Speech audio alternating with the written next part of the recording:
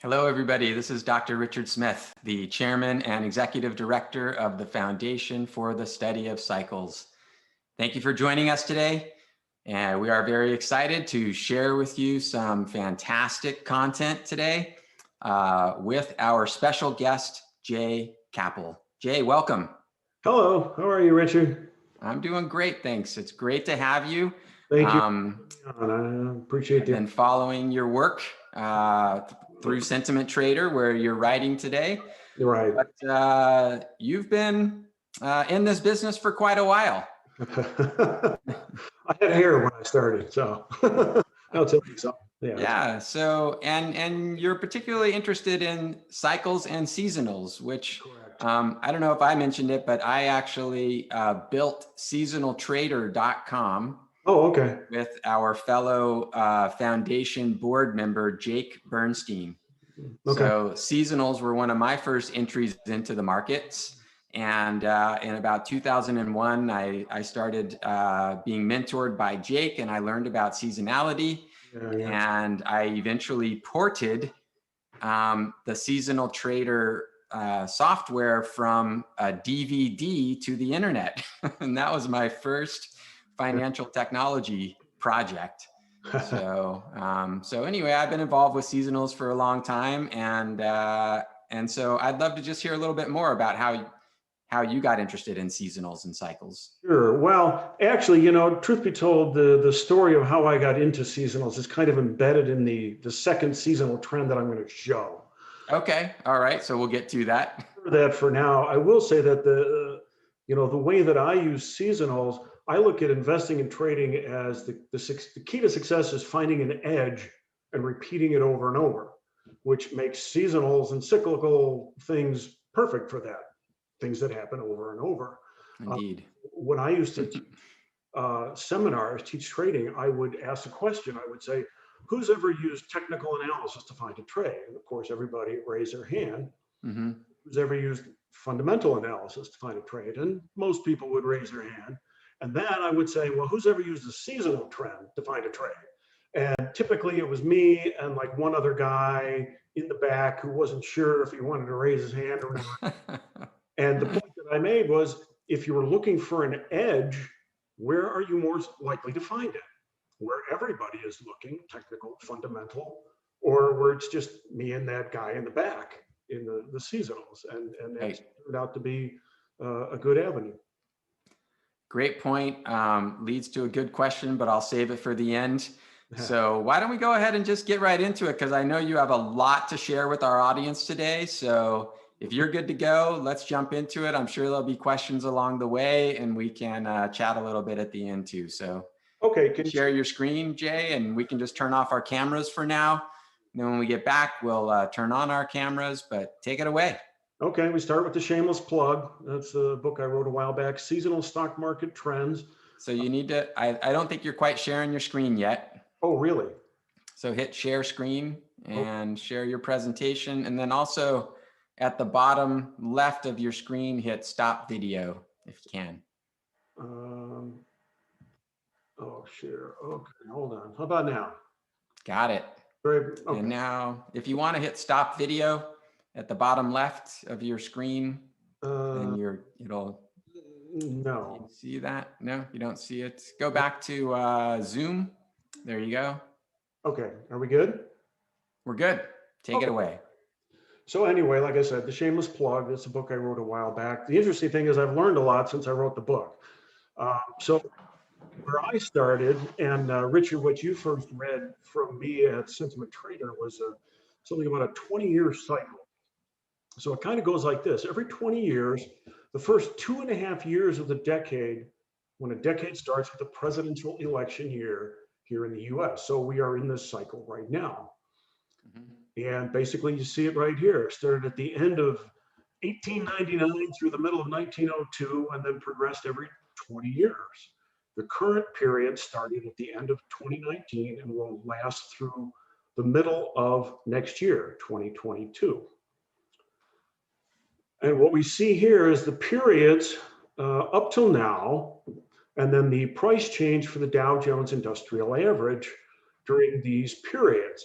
And of course, what you notice is these numbers are all negative, which is interesting because from the end of 1899 through yesterday, the Dow has gained about 63,000%. So if you can find something that's consistently losing money, that can be very valuable also. Now, and this is the reason that I invited you to speak to our audience, because we are right in the thick of 2019 to 2022. Okay. So what's interesting here is right now the Dow, I'm going to show you the chart in a minute. The Dow is up about 14% during this period so far. Right. This is a equity curve that shows just buying and holding the Dow only during those 30 months every 20 years. So you can see it's flat a lot of the time.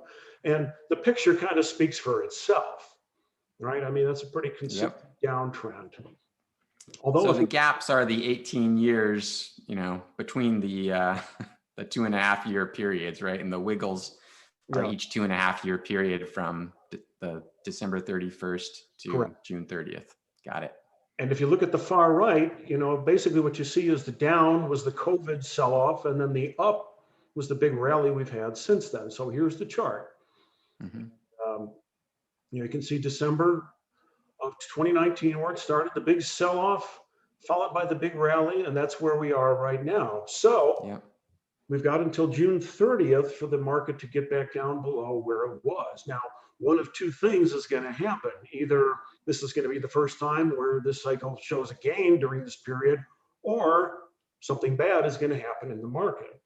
And so for me, the way I use this is I'm not selling short right here, but I'm keeping a close eye on the market. And this tells me, this cycle reminds me that if the market starts to break down, it'd be very important to play some defense.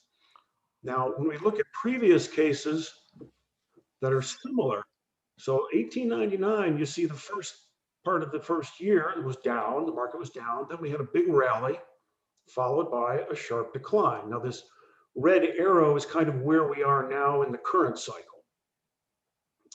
Fast forward to 1959 to 1962, we see the market down in the first year, then a big rally, and then, of course, a big sell-off at the end in 1962. And then we go to 1979, there was a bit of a decline at the beginning, followed by a good strong rally, and then the market fell sharply. So I'm sort of expecting something like this, but I'm letting the market, we have to wait and see what the market wants to do.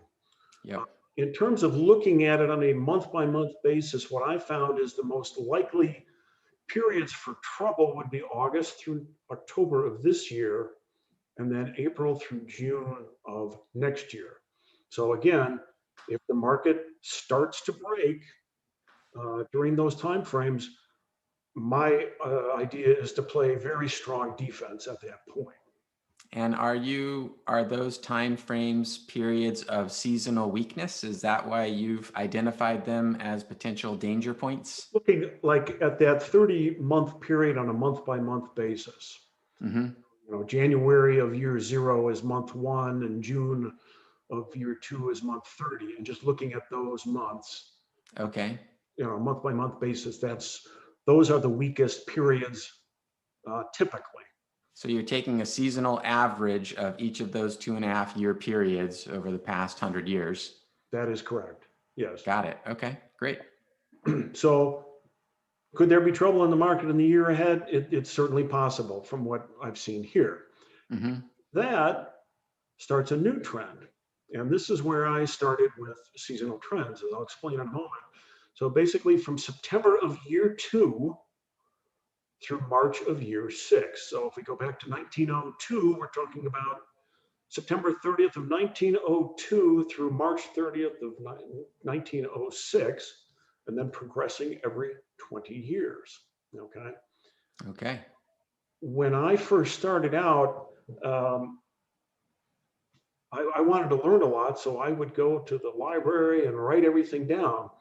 And even things that I thought, so I read about this type of cycle, this one in particular, and I remembered it distinctly because I remember saying to myself, that is the dumbest thing I've ever heard in my life.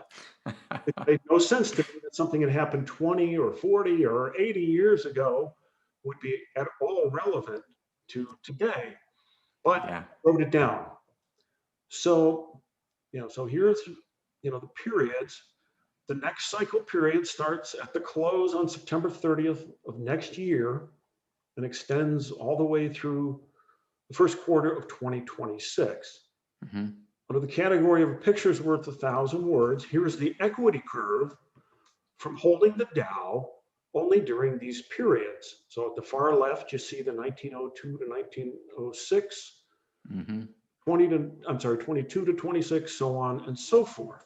I'm going to draw this red arrow because it was important, because that was the time when I wrote in my journal, this is the dumbest thing I've ever heard. That's great. So, some lessons we learn the hard way. And of course, you can see what happened going forward. And then you fast forward another 20 years to 2002. Wow. There seems to be something there. And it seems to be diametrically opposed to the one that we just saw a moment ago. And just to put some numbers to it, this is the Dow price gain for each of these periods. One that I experienced at 1982 to 1986 was the biggest one. So that really, really opened my eyes to seasonality. And like I mentioned, the next period is coming up at end of third quarter next year. So any idea why you thought it was the dumbest thing you ever heard? Like what is that about seasonality that makes people dismiss it? Well, like I said, I thought it was dumb at the time because it just didn't seem like something that happened a long time ago would hold, but clearly it has. And as far as why, I talk to a lot of people who invest in a lot of different ways, and there are people who say, if I can't understand why something works, I won't use it. Right. That's fine. Myself, I consider myself a proud graduate of the school of whatever works. Good old SWW. So I'm not interested in why as I am how much and how often. So, that's why I kind of focus on these trends. And another thing I'll mention is, some people go, oh, that's seasonality. That's like magic. That's like hocus pocus. But I look at it like any other tool, just like a moving average crossover or an RSI oversold. If a seasonal trend tells me that a market should be bullish, and that market is acting bullish, that tells me it's a pretty good time to be in. So like I said, I just use it as one more tool. I don't take it as absolute gospel because I have not found a seasonal trend that is guaranteed to work the next time around. Excellent. Great. Thank you. This chart shows the 1980s, and you see that first period which was the bearish 30 months. And we had a down, an up, and then a down. And remember that towards the end of that period, interest rates were 12%, inflation was 10%, unemployment, I don't remember, it was very high. The Dow had been trapped in a range of 600 to 1,000 for about 17 years. And there was just no way that there was going to be a great bull market. Well, if I had known then what I know now, I would have jumped in much sooner because you can see what happened from there. And then if we fast forward, 20 years, we see the first 30 months, 2000 to 2002, at the pretty much of a relentless bear market in that case, followed by a decent advance during that second phase, the bullish phase of the 20-year cycle. So, that was my introduction to the seasonality, the 20-year cycle. But there's lots of other things, lots of different ways to cut it. So now we're going to narrow down to every 4 years. And the period we're going to look at is just the first 7 months of the pre-election year, presidential election year here in the US. So it was 2019, 2015, 2011, so on and so forth, going back. Okay. Once again, I like to, You know, the picture just kind of tells the story. Buying and holding the Dow, this is goes back to 1932, only during those 7 months, every 4 years, this is what the equity curve looks like. And again, to me, you know, that's very compelling. One of the things that I talk about, I call it the most important concept in investing. I refer to it as LLUR, and it's a highly technical term that stands for lower left to upper right. And that's how you want your curve to look. The more great. often it dips, the bigger the dips, the longer the sideways period, the more likely any individual is to say, I have to stop doing this now. Whereas if you have an equity curve that looks something like this, it's much easier to stay in and just keep doing what you know you're supposed to be doing. Okay, now let's also put some numbers to it, because I have the Dow shown here, but here's an interesting little tidbit. Excuse me. On the right-hand side, you see the return for the Dow during the last 8 or so pre-election years, the first 7 months. On the left-hand side, you see the NASDAQ enjoyed, in every case but one, much better performance. Mm-hmm. Can't really explain that.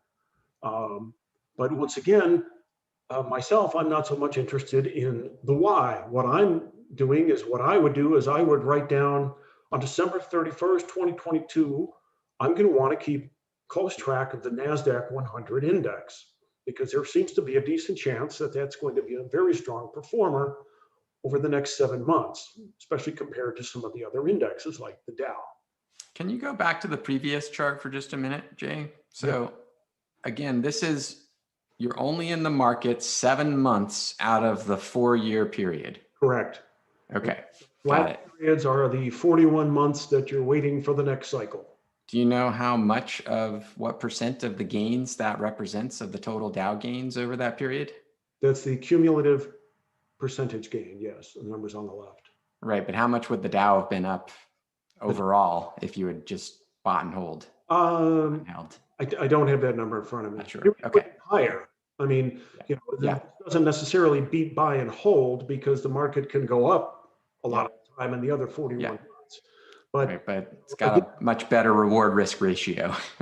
Well, exactly right. Yeah. Right. I don't want to ride all the downs. I want to just ride. Excellent. Great. Love it. So that's that chart, and that goes through, that starts December. All right, there's a date for everybody to write down, December 31st, 2022, NASDAQ 100. Okay. Great. Okay, let's zoom in a little closer. Let's talk about every year. Now, here's one that's a lot of people are very familiar with when they talk about the market. November 1st through April 30th, followed by May 1st through October 31st. And that's just sell in May and go away. And if you've been in the market for more than a day, you've probably heard that phrase. And but I can save you some time. If you're interested, you can do an internet search of sell in May and go away. And what you'll find is roughly 10 bazillion articles, and they will range from, yes, absolutely sell in May, to this is the dumbest thing of all time.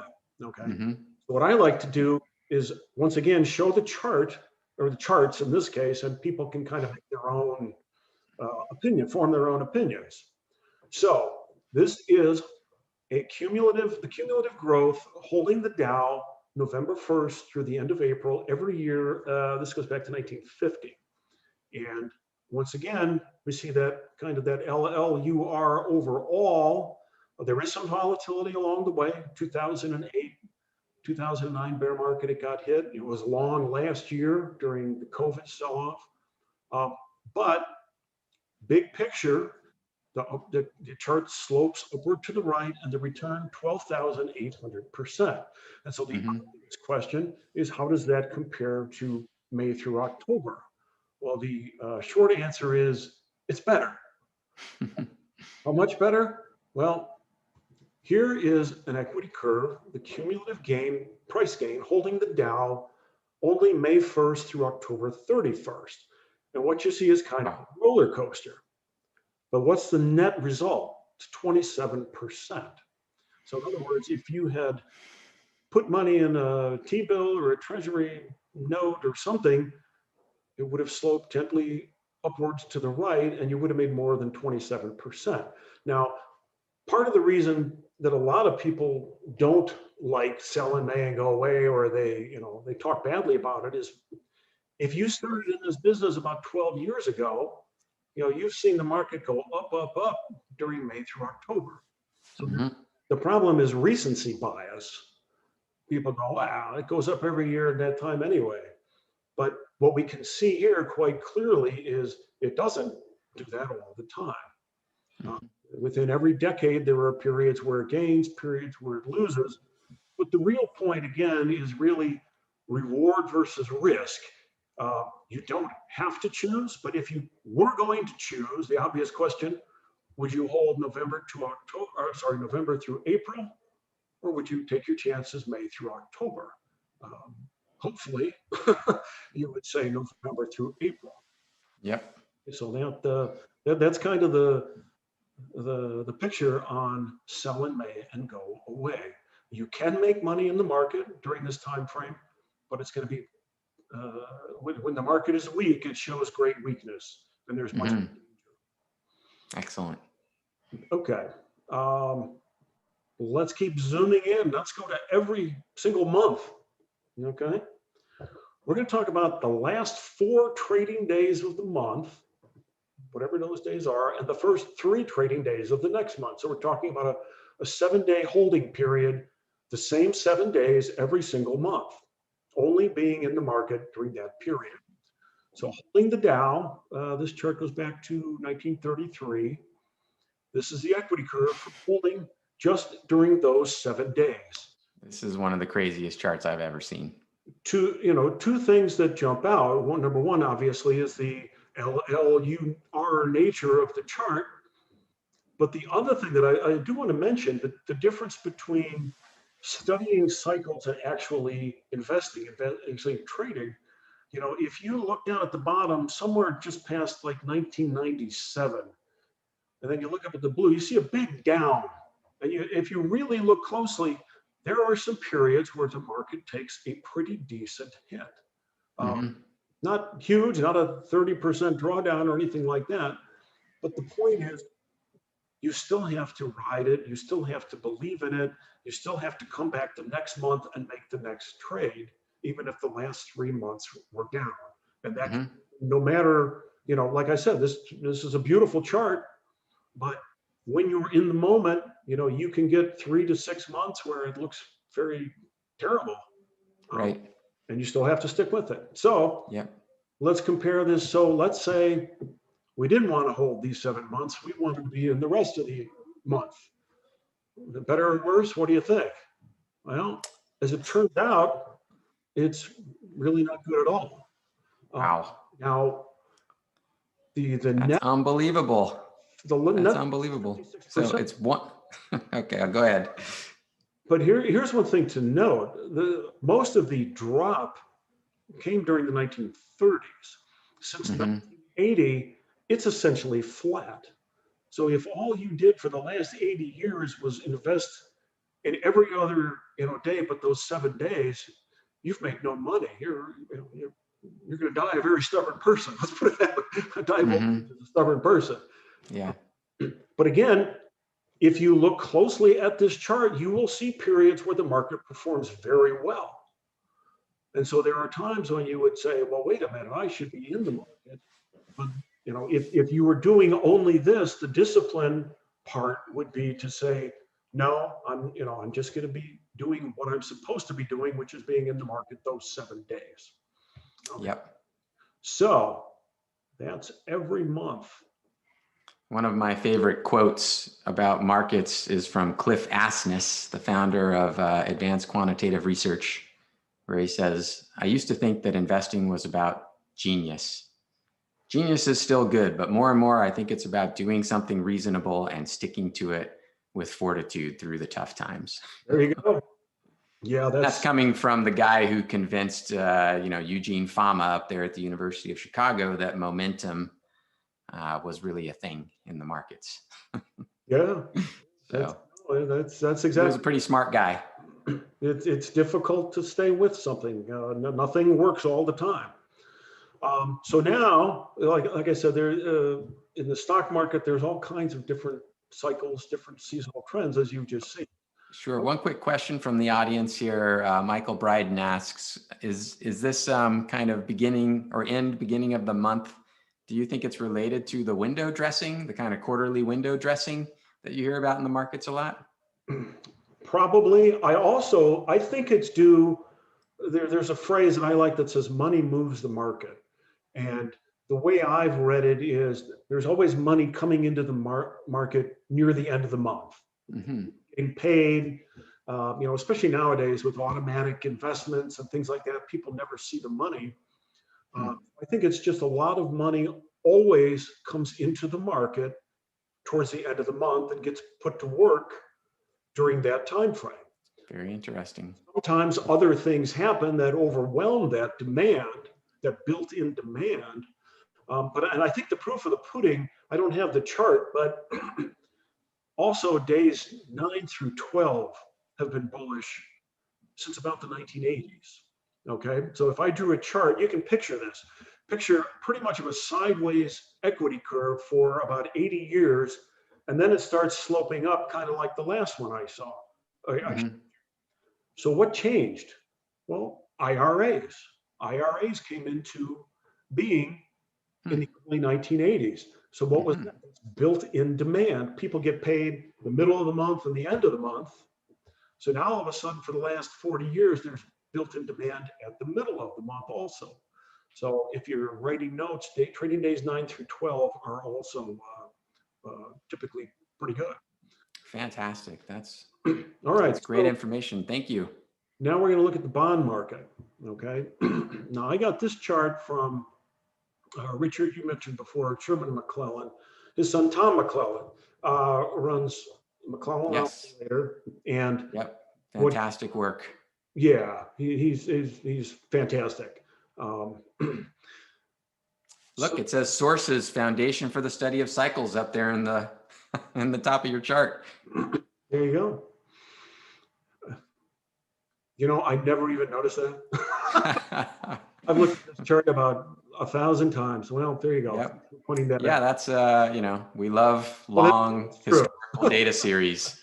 Well, now we know it's good. So, yeah, excellent. Basically, what they found was roughly a 60-year cycle in interest rates, 30 years down, 30 years up. Now, if you compare the chart, the actual chart of yields at the top, you see it's not an exact cycle, but it's pretty good. Interesting, at the far right is we are, according to this cycle, about 10 years overdue for a reversal. Now, does that mean it's going to happen anytime soon? I don't know. But the thing I do want to point out is that, I have highlighted there your experience with interest rates. If you're my age or younger, this is all you know is declining interest rates. And it's not like that always. And I'll show you a couple things regarding that. Now, it's interesting that the past 10 years have been, there's been a lot of quantitative easing, let's just say.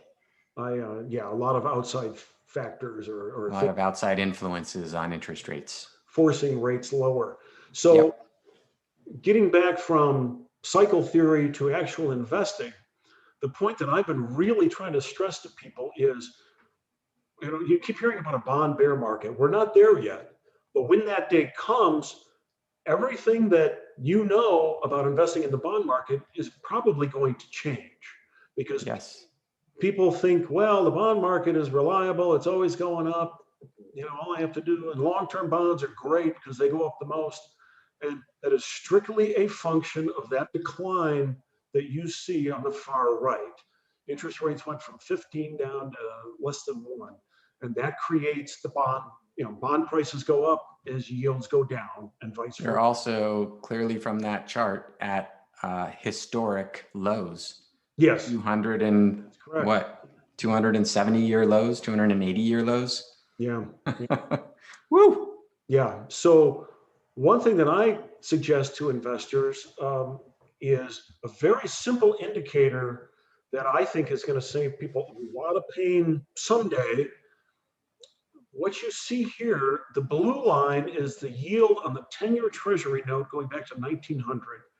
And the orange line is a 120-month, that's 10 years, exponential moving average. And what you'll note is every once in a while you get a whipsaw where it will cross over and then flip back.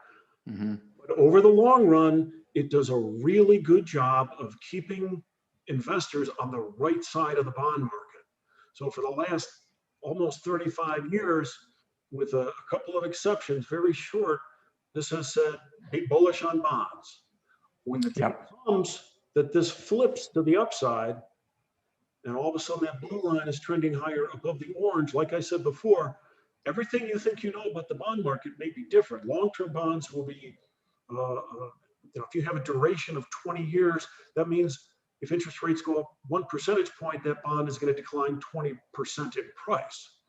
So all of a sudden, short-term bonds are going to be much more useful.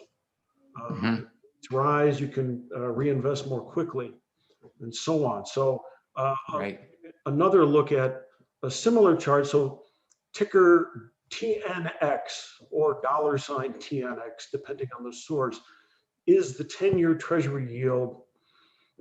So if you have some kind of software, you can apply that 120-month moving average, or I use an exponential version. But now this is ticker TYX, which is the 30-year, the yield of the 30-year bond. And it's the same thing. And what you see is what I said before. So if you look at the far left, during the 70s and into 80s, bond yields were soaring and bond prices were getting clobbered, especially the long-term bonds.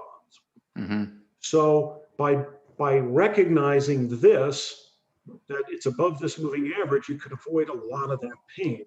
Whereas once bond yields drop below this moving average, you've been riding it for a long time. Now, one last thing I want to point out on this chart, it's kind of been bugging me. If you look at the far right, at the very bottom, you've probably heard in the last month or two a lot of fear and loathing and caterwauling about the astronomical rise in interest rates.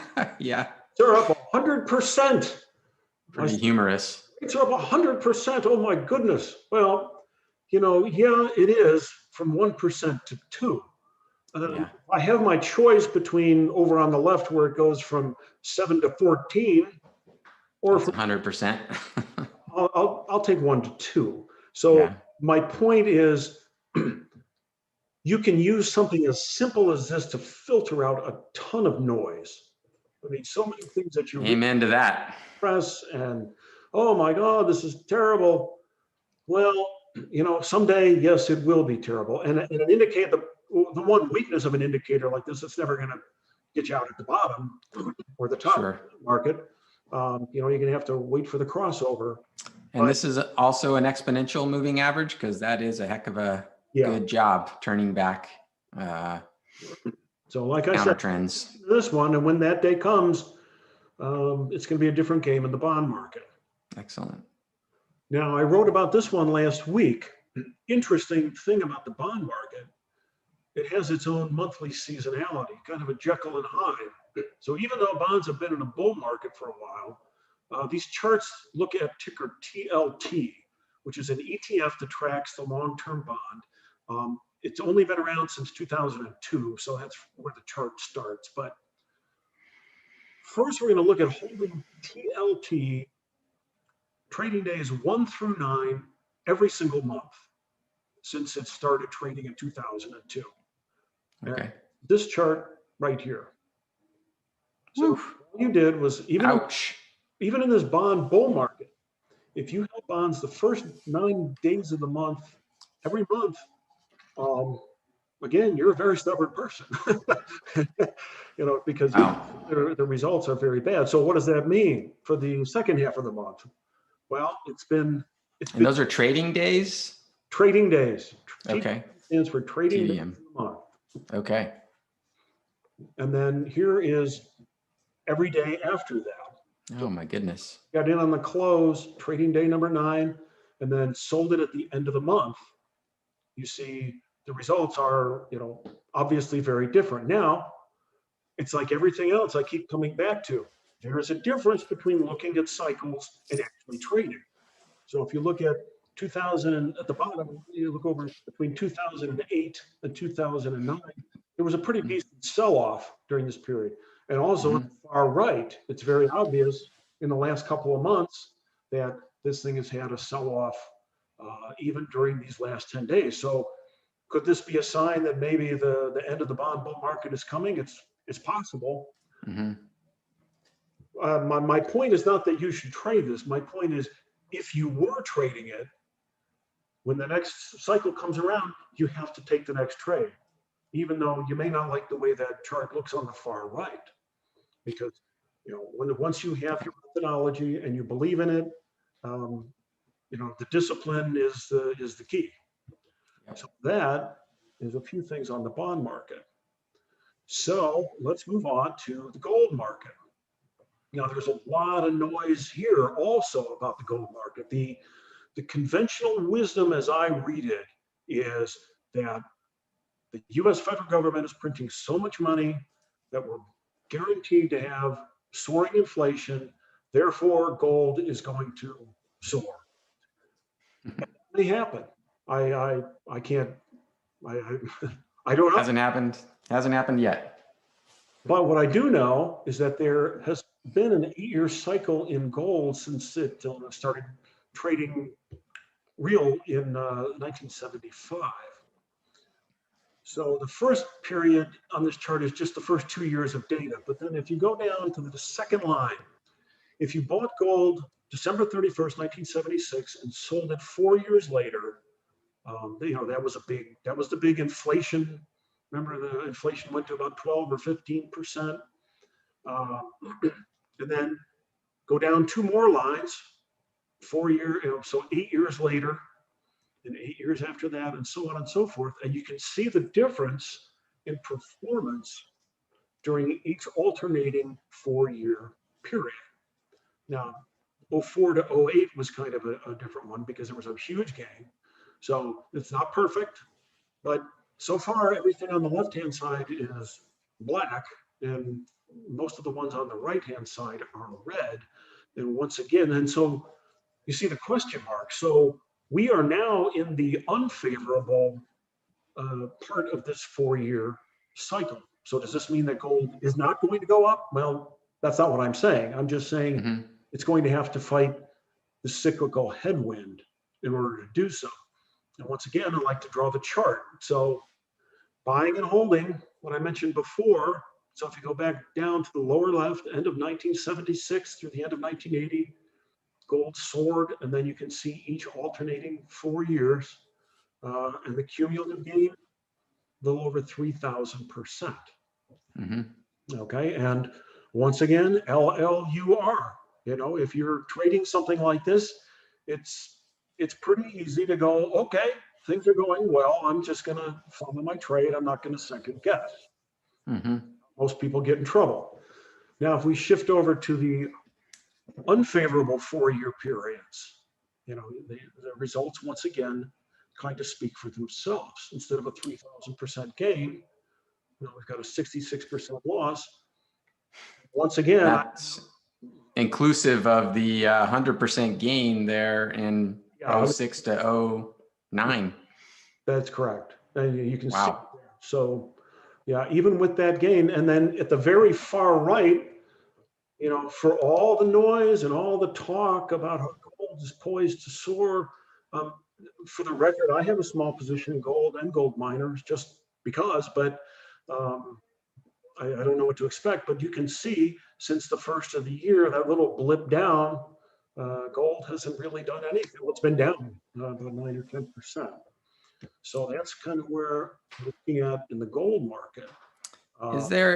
Is there any connection between the gold cycle and the stock market cycle, about the 4-year cycle in the stock market? Well, it's actually, it's kind of different. It's similar, different. So the stock market has its own cycle within the 4-year period.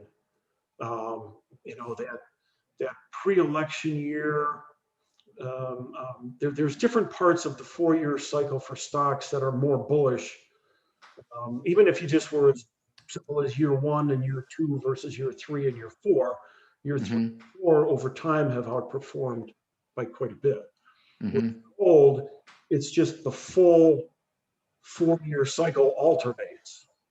In other words, you get 4 theoretically bullish years and 4 theoretically bearish years. Whereas stocks, you get some bearish periods in between and some bullish periods in between the 4 years. One of the things you hear about gold a lot today is that Bitcoin has stolen the thunder of gold, right? But you can also see, hey, this is just the seasonal cycle, the 4-year cycle in gold, right? From 20. Does it start in January 2020, or when does it start? December 31st, 2020. December 31st, end of 2020. Okay. Yeah. Yep. Goes through the end of 2020. So this current cycle will last through the end of 2024. All right. So gold bulls, buyer beware. Right. Well, see, again, like I look at things, if the gold market starts trending higher, I'll not necessarily shy away from it. But I don't put as much anticipation. I don't commit as much money. Just a little more wary. I don't know if this makes sense to you, but I tend to think about cycles and seasonals kind of like a windsock at the airport. Yeah. You can still take off, into the wind. Right. But there's a headwind, or there's a tailwind. Is that kind of how much weight do you give this in your overall trading? Exactly. Exactly. I mean, would you say you give it 10%, 20%? Are you 100% seasonals and cycles person?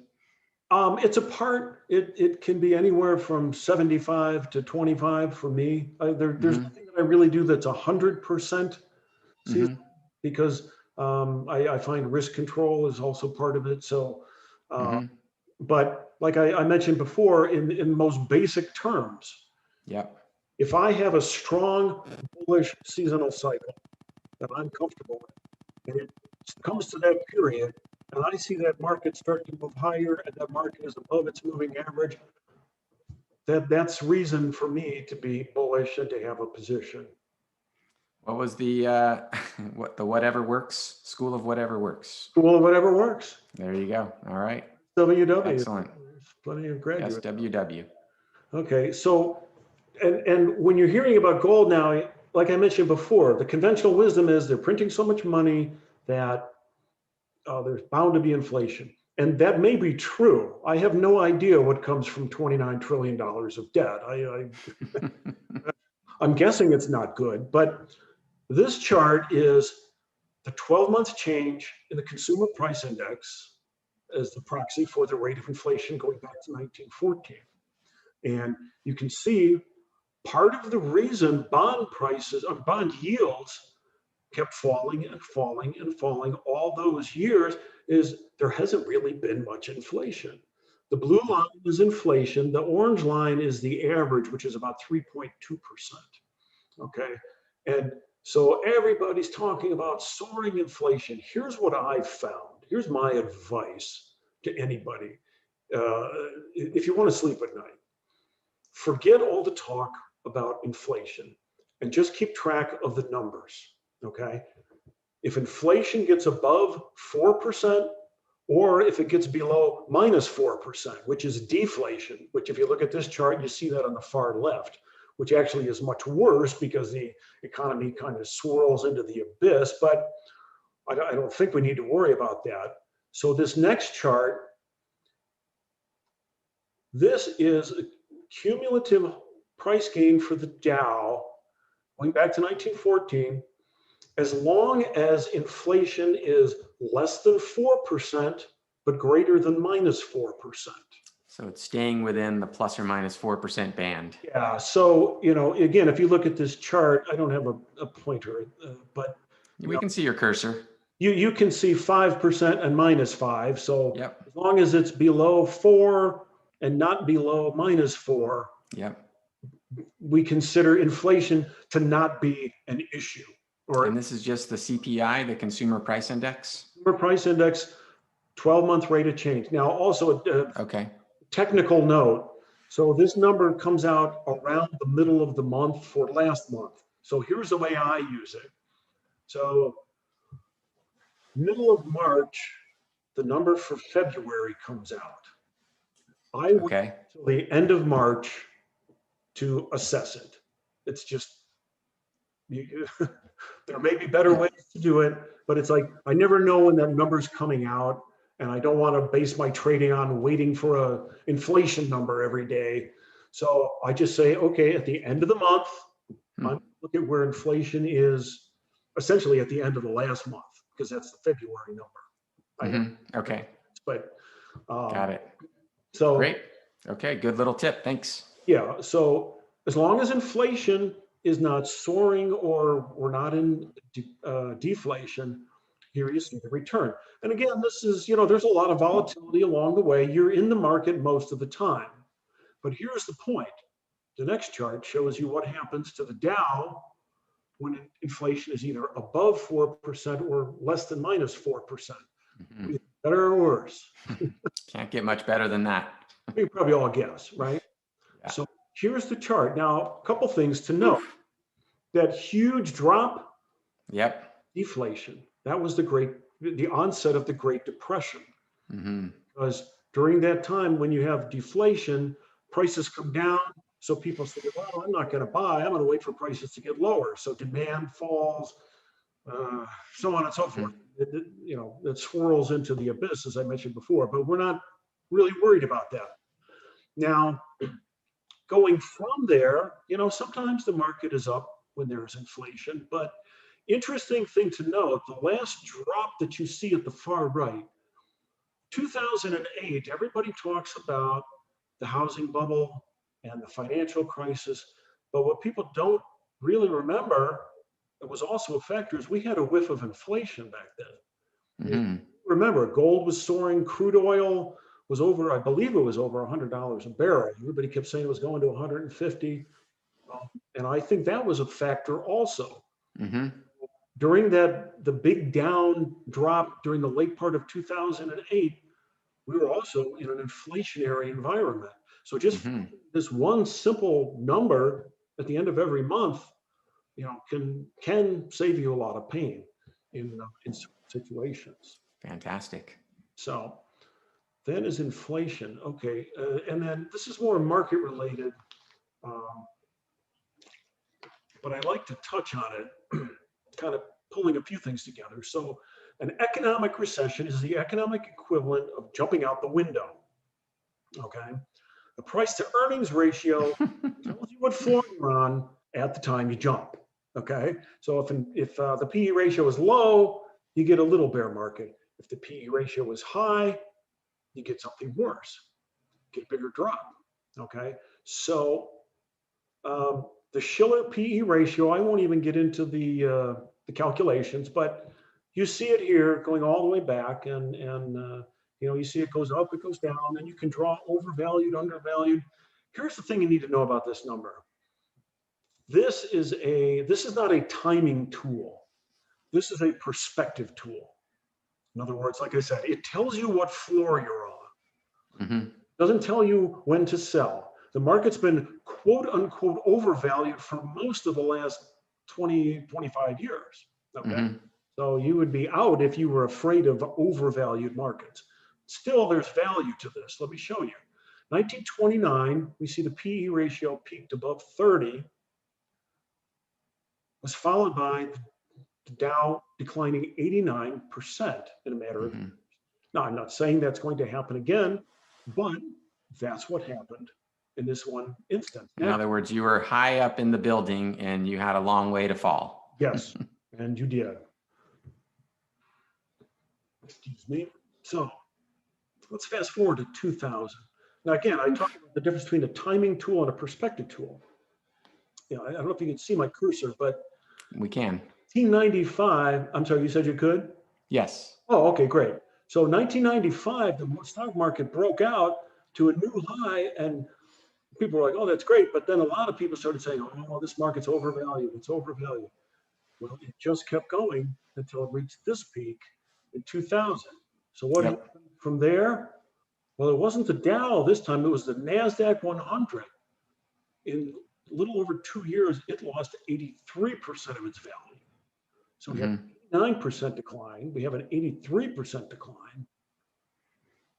And here's where we are now. We're on a high floor. Sure are.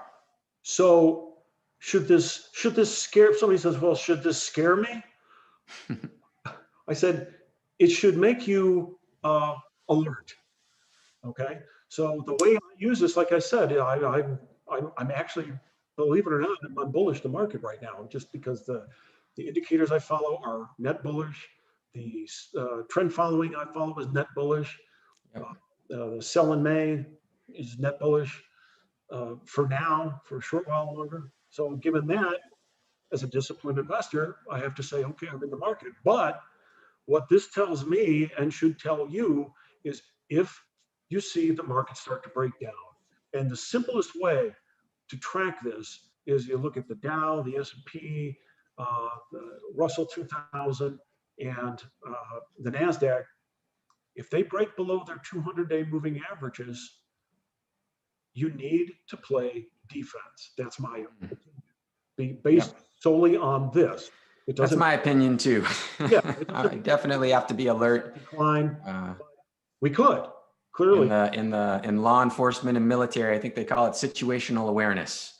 There you go. So I'm paying very close attention. So if you tie this in with the very first thing that I showed, those first 30 months and some of those previous years where you had a rally in the first part of that 30 months and then a sharp decline. So if we start getting a decline from here into the middle of 2002, it could be very sharp. So going back and kind of looking at the overall picture, right? So you've got the 20-year cycle in the stock market that is still in play. Correct. And particularly in play between August and October, where you also have the typical seasonal weakness of the sell in May and go away. And you've done some seasonal analysis of those 20-year periods, and you see that August to October is a risky time. And you've got this, very high valuations, Schiller PE here. Also have interest rates up 100%, saying that tongue in cheek, but still they are up, right? 1% to 2% is not insignificant. And so keeping an eye on the trend in bonds, keeping an eye on certainly you mentioned the 200-day moving averages of the major indexes. Right. This is a time that everybody should be paying close attention. If you are uncomfortable seeing a 50% drop, in the next 12 to 24 months. Right. Is that kind of how you're seeing it too? You know me better than I know myself. Well, I think we have a lot in common. So, and I suspect we follow some of the same sources as well. So more than likely. Great. Yeah. So just to add one more warning sign. So, here are some of the other declines from other peaks in the PE ratio. So, the big danger is this. A lot of people, when they're in the market, they want to make money. And when the market starts to pull back and the break starts to happen, there's a lot of people that go, I want to give it just a little longer. I want to just see if it's going to bounce. And what I am saying and what you are saying is now is not the time to do that. If you're in the market now while it's moving up, that's fine. But if you see a significant break below long-term moving averages, it is absolutely the time to not be that stubborn person. You know what else gives me a little pause? I mean, I started getting involved in markets in the late 90s during the dot-com boom and bust. So that's still that was a visceral time for me. And certainly the time we're in right now feels familiar. And I'll go ahead and turn my camera back on since we're both talking now. So that feels familiar. This time feels familiar to that time, right? History doesn't rhyme, doesn't repeat, but it does rhyme. Right. And, you see all of this retail interest in the markets now, right? Which is similar to what happened back then. I've seen some interesting data that on the one hand gives me hope, but on the other hand gives me pause. And this data is about, it actually came out from Morningstar recently, talking about how retail investors are doing a better job of sort of not bailing out on downturns, right? And they're not selling at the bottom, and they've actually kind of, filled some of the gap in terms of the typical underperformance of the retail investor versus the market averages. All of that kind of scares me, I have to say, because you can see the perfect storm coming where you're going to have all these retail investors going, I don't sell, when the markets start going down. And I think it could be punishing. So I don't know what you think, but it certainly has me on high alert. Yeah, I agree. At Sentiment Trader, Jason has done a lot of work on just measuring objectively the kind of speculation that's been going on, and it's record breaking. And yeah, you can't tell anybody anything when they're making money. Yep. Speculative manias always end the same way. Yep. So if this is in fact a speculative mania, a lot of those people will ultimately get hurt, which is why I keep emphasizing all the things that you just touched on. Follow the inflation, follow interest rates, follow the moving averages, and if these things start to turn down, particularly if you're in a negative seasonal time, it's time to head for the hills. So certainly keep some powder dry. Right. Because they can be very exciting opportunities to ultimately put some money into the markets if you can get some of those lower prices. So a couple of questions that came in from the audience. One was, do you have any thoughts on Bitcoin? Have you done any cycles or seasonal analysis on Bitcoin? No, I have not. First off, it has a very short history. So any kind Somebody who looks at 250 years, 10, 12 years is nothing. There's a lot of history. So actually, no. Truth be told, as an old timer, I have not been able to wrap my head around Bitcoin yet. I'm not a naysayer, but I'm a believer. I'm just agnostic. For the record, and since you sort of invited this, saying, as an old timer, I don't get it. I really do think that Bitcoin is here to stay. I think that it's going to be the basis of a new version of the internet. And it allows essentially kind of the self-custody, not just of Bitcoin, but this idea of cryptocurrency and blockchain allows the self-custody of data, of digital assets, right? So you see these NFTs, for example, that have been in the news lately, and clearly, benefiting from the speculative fever in the markets right now. NFTs are non-fungible tokens. I don't know if you followed that at all. These crazy, artwork sales for $69 million of a JPEG file. But at the same time, what it does point to is that digital assets are inherently valuable in a digital economy. And cryptocurrency and blockchain do give us that ability to secure digital assets and have digital scarcity on those assets. And I believe increasingly to better protect and own our own personal data and have a more privacy focused internet and a more secure internet. So that's kind of where I see Bitcoin going. I know that's not what our audience was here to listen to, but I am a bit of an evangelist on it, and I do like to share, with people who are still kind of like, what the heck is this, And it is obviously a time of great speculative fever, and Bitcoin has gone up, 1,000%. I think you're correct. Is in the late 90s, we had the dot-com boom.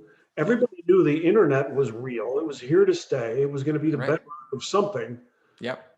But all these companies that came in that had no earnings, had no business, of course, ultimately they went, by the side. But the internet is still here, and the companies that figure out how to work it are doing well. And I agree with you. The reason I look at some of the speculation in Bitcoin and I get a little nervous, but I think the underlying technology, the blockchain, that is, as you said, digital assets, that's here to stay. Just a question of whether or not the bidding that's going on in some of these cryptocurrencies, or if they're a real thing or not, I guess we'll find out. Indeed we will. There was one other question that I don't quite understand. If the reader wants to, or viewer wants to chime back in about I'll ask it. You can tell me if you understand it, but it's about the TYX. Okay. And whether or not the yield of the TYX is inversely correlated to the S&P 500. And if I misstated the question, please correct me. But is that, It's somewhat inversely correlated, yes. I don't know the exact number. Okay. But there is an inverse correlation, but I don't think I don't know if it's a tradable correlation. Very good. Well, Jay, I really appreciate it. You've presented some fantastic high-level information that I think really does give people some things to keep an eye on. And part of why I invited you is because I do think it's an incredibly important time to be alert and to have some high-level situational awareness tools that can say, hey, we are on a really high floor right now. And if you see the market jumping out the window, here's what jumping out of the window looks like. And it could be a long ways down. So. Correct. Well, thank you for having me, Richard. I appreciate the opportunity. Yeah. And maybe sometime you can come back and talk to us about risk control. Sure. Something that's near and dear to my heart. And another thing that, like seasonality and cycles, is overlooked by most market participants. Yeah. Oh, absolutely. So excellent. Well, thank you so much, Jay. With that, let me just briefly invite our viewers, if you're not members already, to join the Foundation for the Study of Cycles. We are a 501c3. And if you are a member, please consider making an additional donation to the foundation. We love bringing you this great content. We are a 501c3 and we do this on a shoestring, but and you can help us do more. So please become a member and/or make a donation. We really appreciate it. Thanks for spending your Saturday with us. Have a great day. Bye-bye.